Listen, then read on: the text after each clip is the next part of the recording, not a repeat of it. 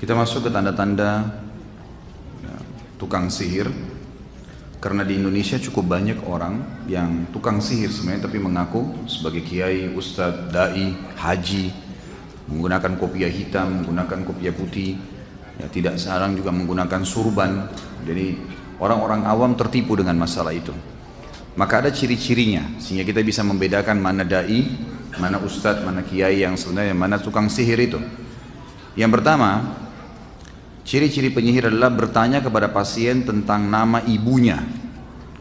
Jadi bukan nama ayah. Dan ini seringkali mereka lakukan. Sayangnya saya bilang banyak lembaga-lembaga kita mengikuti cara-cara penyihir ini. Siapa nama ibu kandung Anda? Karena dalam Islam kita tahu ajaran Allah Subhanahu wa taala, ajaran yang benar adalah menanyakan siapa nama ayah. Walaupun ayah kita orang kafir, tetap saja kita nisbatkan diri kita kepada dia. Ya. Maka menanyakan ciri pertama adalah siapa nama ibu kandungnya. Yang kedua, meminta hewan dengan kriteria tertentu. Misal ayam hitam, ayam putih, atau jenis burung-burungan. Itu didatangkan. Dan ini tidak mungkin, mustahil terjadi pada seorang ustadz atau kiai yang benar. Di jalan Allah nggak mungkin. Saya mau jawab pertanyaanmu tapi bawa kepada saya ayam putih. Itu nggak mungkin terjadi. Pernah nggak ada di sini saya minta ayam putih darinya? Hah? Atau minta kambing?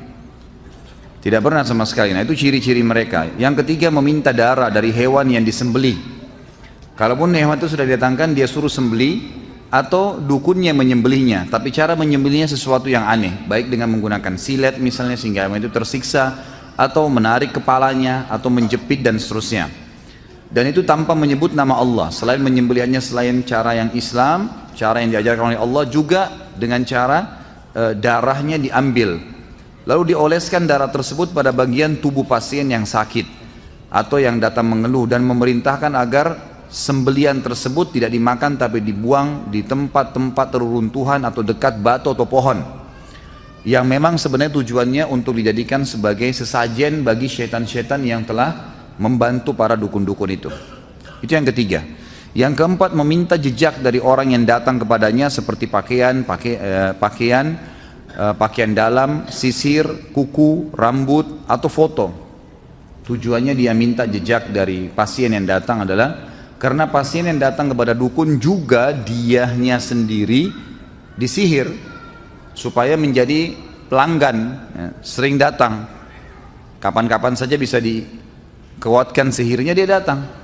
Mungkin dia rindu sama dukunnya, mungkin dia ingin bertanya sesuatu, atau setan yang sedang ditugaskan memang diberhentikan sehingga reaksi sihirnya kurang dan seterusnya.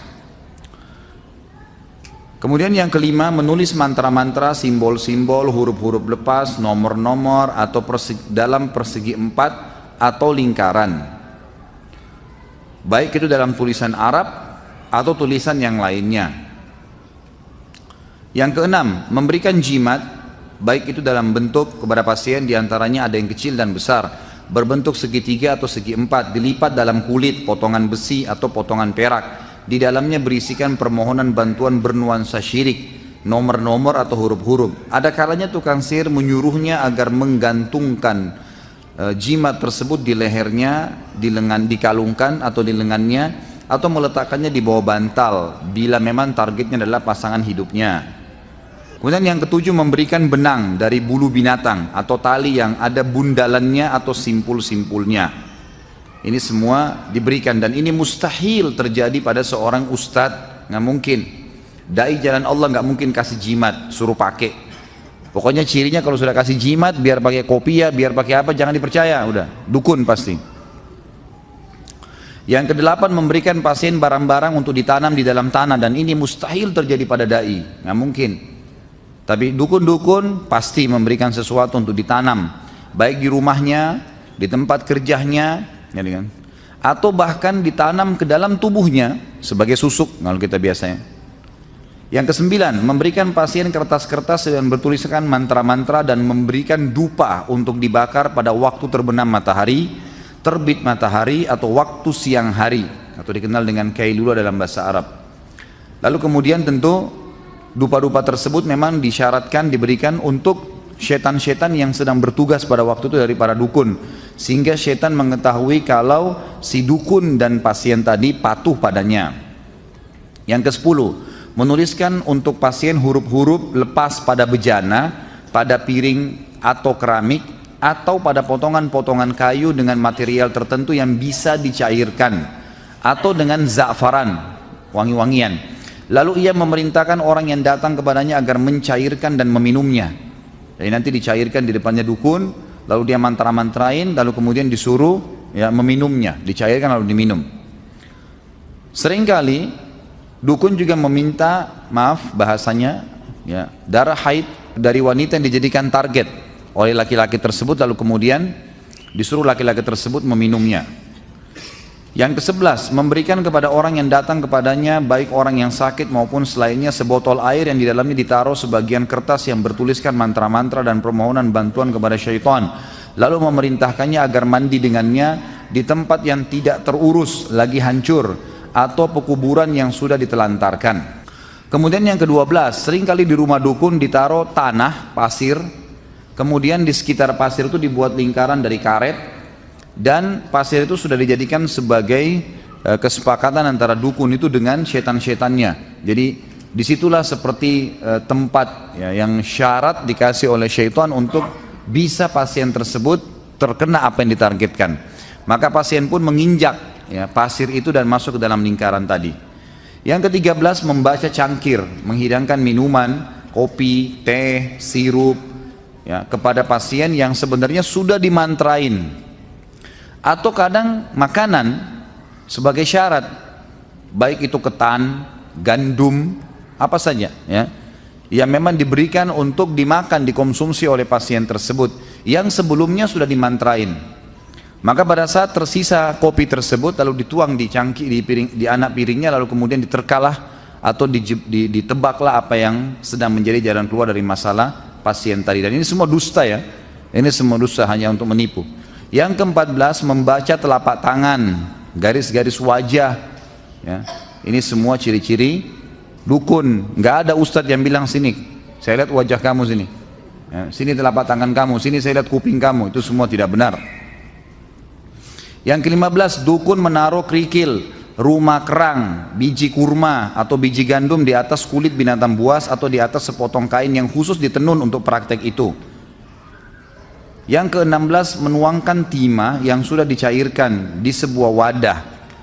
Jadi timah dicairkan di sebuah wadah, sengaja dicairkan lalu kemudian diletakkan di depan pasien tersebut lalu dimantra-mantrain. Ke-17, memberikan cincin yang diukir dengan sebagian simbol dan mantra, dengan bahasa cincin sudah diisi atau diberikan sesuatu. Ini paling banyak di Indonesia ya. Jadi jangan aneh-aneh, pakai cincin yang biasa saja gitu. Yang ke-18, menampakkan simbol pengobatan untuk menipu orang awam dan orang-orang bodoh, seperti obat-obat dokter, bacaan-bacaan yang disyariatkan. Coba amalkan misalnya ayat kursi 100 kali, coba minum obat ini dan obat itu, tapi ternyata di sisi lainnya semuanya dikemas dengan sihir. Karena ayat Al-Quran bila ditambah satu huruf atau dikeluarkan satu huruf atau ditambah bahasa daerah atau nama seseorang, sudah berubah fungsi dari Al-Quran menjadi alat sihir. Jadi misal orang baca ayat tertentu kemudian dipotong tengah-tengah lalu dimasukkan bahasa daerah atau nama orang, atau dikurangi satu huruf ditambah satu huruf, maka cukup untuk menjadi alat sihir. Ke-19, menyuruhnya agar menggantungkan kharaza. Kharaza ini manik-manik biasanya berwarna biru, atau wada'ah, rumah kerang di leher hewan tunggangan atau kendaraan atau di dalam rumahnya. Amin. Jadi ini biasanya dibuat dengan ukiran-ukiran tertentu ya. Ke-21, tukang sihir menulis ya, Al-Quran kemudian ditetesi darah haid untuk merendahkan Al-Quran, menulis sebagian ungkapan-ungkapan syirik, simbol-simbol, permohonan batuan dan tulisan-tulisan yang keji atas Allah Subhanahu wa Ta'ala. Jadi biasanya ada ayat Al-Quran digunting oleh dukunnya lalu dicelupin di darah haid, lalu dibilang dibungkus dengan kertas, ini simpan untuk menghina, seperti itulah. Kadang-kadang Al-Quran dibagi dua, dipotong lalu ditaruh. Pernah kebongkar di Saudi itu, saya lihat cuplikannya, sampai Al-Quran dimasukin ke WC, akhirnya ditangkap oleh kelompok hizbah ya, kelompok Hayy Amil Ma'ruf Nahi Mungkar, lalu dikeluarkan Al-Quran tersebut lalu dicuci dengan bersih lalu dituangin dengan minyak wangi oleh Hay'a, lalu sihirnya dipenggal lehernya.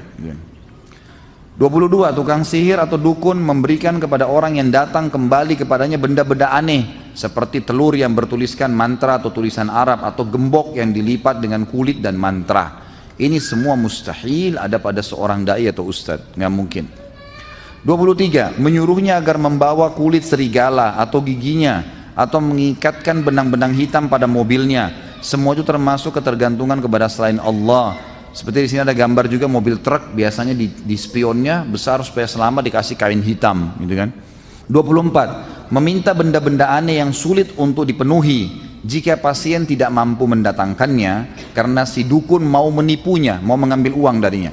Maka tukang sihir meminta sejumlah uang besar darinya seraya mengatakan, aku akan mendatangkannya untukmu dari Raja Jin.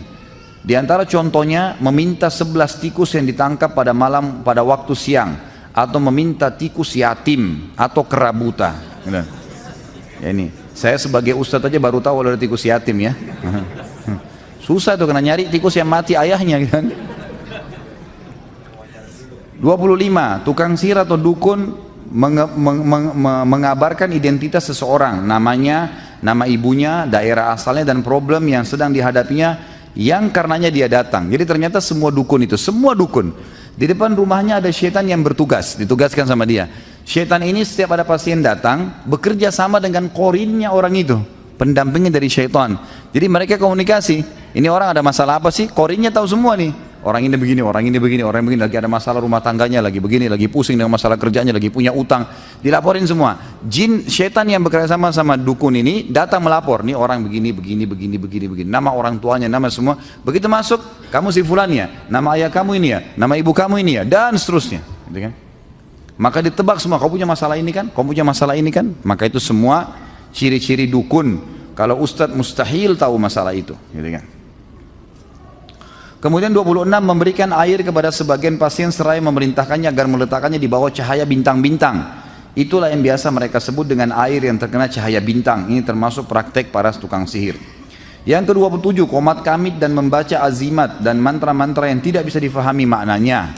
28, ciri yang terakhir adalah menyuruh pasien agar membundali benang-benang dan tali-tali pada pohon tertentu, sehingga pasien tersebut meyakini benang itu bisa memberikan manfaat. Seperti itulah, ini ciri semuanya dukun dan penyihir.